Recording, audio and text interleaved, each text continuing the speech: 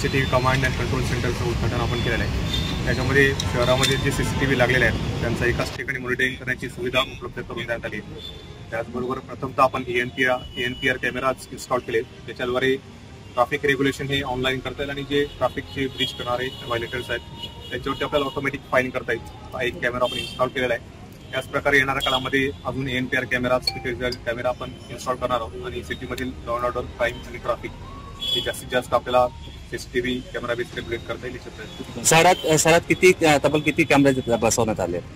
सध्या ENPR camera जो traffic फाईनसाठी लावलाय तो आपण सध्या एकच लावलाय। तो येणाऱ्या काळामध्ये अजून त्याची संख्या आपण 16 करणार आहोत आणि इतर जे कॅमेरे ते कार्यरत जवळपास 37 कॅमेरे कार्यरत आहेत ते सगळे आपल्या कमांड अँड कंट्रोल सेंटरवर उपलब्ध आहेत। सर, सध्याच्या घडीला पाहिलं गोंदियाचे जो ब्रिज आहे लोक रॉंग साईड जातात, त्या ठिकाणी कॅमेरा लावण्यात आले आणि चालन होणार बरोबर आहे। सध्या आपण पहिला कॅमेरा आंबेडकर चौकातील ब्रिज जवळ लावला, त्यामध्ये रॉंग साईडने ब्रिजवर वाहन चालवण्याची संख्या मोठी आणि अपघात सुद्धा होत असतात, त्यामुळे पहिला कॅमेरा आपण तिथे लावलाय आणि जे रॉंग साईड ड्राईव्ह करणार आहेत त्यांना या मॉनिटरिंगमुळे आळा बसेल अशी शक्यता आहे।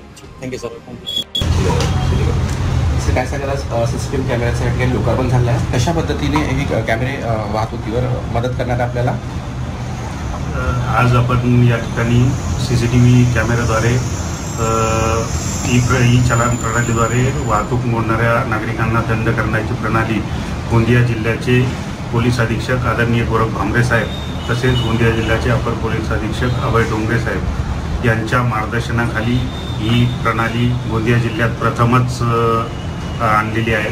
या प्रणालीद्वारे CCTV कॅमेऱ्याद्वारे वाहतुकीचे नियम मोडणाऱ्या इस्मांवर ऑटोमॅटिक चालन होणार आहे, त्यामुळे नक्कीच वाहतुकीचे नियम मोडणाऱ्या इस्मांवर वचक बसणार आहे। सध्या आपण आंबेडकर चौक या ठिकाणी CCTV कॅमेरा बसवलेला आहे, त्याद्वारे पुलावरती विरुद्ध दिशेने जाणाऱ्या नागरिकांना, वाहतुकीचे नियम मोडणाऱ्या नागरिकांना ऑटोमॅटिक दंड होणार आहे आणि त्यामुळे वाहतुकीचे नियम मोडणाऱ्या इस्मांवर नक्कीच आळा बसणार आहे। या प्रकारचे जवळजवळ 16 कॅमेरे आपण संपूर्ण शहरात बसवणार आहे आणि यापुढचे अजून ऑटोमॅटिक सिस्टीम असलेले कॅमेरे आपण संपूर्ण शहरात बसवणार आहे।